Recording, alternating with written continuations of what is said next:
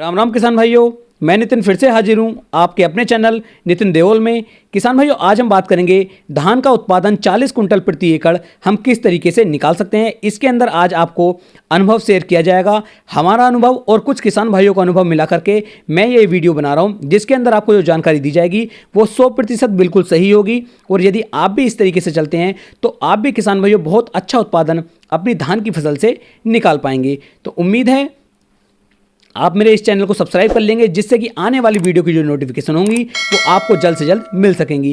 किसानों, धान की खेती से संबंधित आपको A to Z सभी जानकारियां इस चैनल पर आपको मिलती रहेंगी, जिनसे आप आने वाले टाइम में बहुत अच्छा उत्पादन निकाल करके ले पाएंगे। तो चलिए शुरू करते हैं।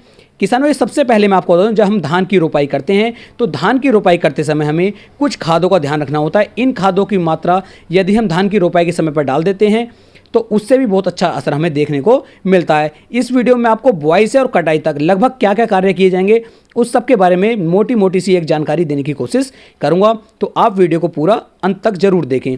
किसान भाई, जब हम रोपाई करते हैं, रोपाई करते समय हमें NPK 12-32-16 जो है इसकी मात्रा कम से कम 45 से लेकर 50 किलोग्राम प्रति एकड़ के हिसाब से धान की रोपाई के समय हमें डालनी चाहिए। इसके साथ साथ किसान भाइयों, हमें जो है कम से कम 10 से लेकर 15 किलोग्राम पोटास इसके साथ ऐड करनी चाहिए। जबकि NPK 12-32-16 के अंदर पहले से पोटास मौजूद है, लेकिन किसान भाइयों हमारा जो अनुभव है, हम जो तरीका लगाते हैं, मैं आपको सिर्फ वो बता रहा हूँ। तो हम उसके अंदर 10 से लेकर 15 किलोग्राम पोटास को अलग से डालते हैं और उसके साथ साथ लगभग 3 से लेकर 4 किलोग्राम जो सल्फर होती है, सल्फर को भी इसके अंदर मिक्स कर लेते हैं। इतना करने के बाद किसान भाइयों हम धान की रोपाई कर देते हैं और उसके लगभग 15 दिन के बाद किसान भाइयों जो जिंक होती है, जिंक सल्फेट होती है, इसका उपयोग करते हैं। यदि हमने जिंक का उपयोग पहले, सल्फर का उपयोग पहले कर दिया है तो किसान भाई इस समय पर हम सिर्फ ओनली जिंक डालते हैं जो हमारी 21% वाली होती है। और यदि सल्फर का उपयोग हमने पहले नहीं किया है तो इस समय पर हम किसान भाइयों जिंक सल्फेट जो हमारी 33% वाली आती है उसका उपयोग हम इस समय पर करते हैं। तो इस चीज़ का भी आपको ध्यान रखना है। इसके साथ साथ किसान भाइयों जिंक के साथ साथ हम जो है या तो यूरिया का मिक्स कर लेते हैं किसान भाइयों, या फिर बालू रेत के अंदर से मिक्स करके तब हम इसका प्रयोग अपने खेत के अंदर करते हैं। इसके लगभग 10 दिन के बाद हम अपने खेत के अंदर एक अच्छे इंसेक्टिसाइड का उपयोग करते हैं। यदि मैं पिछले 2 वर्ष की बात करूं तो पिछले 2 वर्ष से हम जो है लगभग 3 किलोग्राम जो वर्टैको आती है, वर्टैको का उपयोग अपनी धान की फसल के अंदर कर रहे हैं 3 किलोग्राम प्रति एकड़ के हिसाब से। इससे क्या होता है कि हमारी धान की फसल के अंदर कोई रोग भी नहीं लग पाता और हमारी धान की फसल जो है काफ़ी अच्छी तरीके से ग्रोथ कर पाती है। इसके साथ साथ किसान भाइयों हम जो पहला स्प्रे करते हैं, पहला स्प्रे अपनी धान की फसल पर लगभग जब हमारी फसल 40 से लेकर 45 दिन की हो जाती है उस समय पर हम NPK 19-19-19 का एक स्प्रे अपनी फसल के ऊपर करते हैं, जिससे कि जो हमारी धान की फसल होती है यह अच्छी तरीके से ग्रोथ कर पाती है और इसकी जो ट्रिलिंग होती है, इसकी जो ग्रोथ होती है वह लगातार बढ़ती रहती है। लगभग किसान भाइयों हम जो है 85 से लेके 90 दिन की अवस्था पर NPK 052-34 का एक स्प्रे उस समय पर हम करते हैं।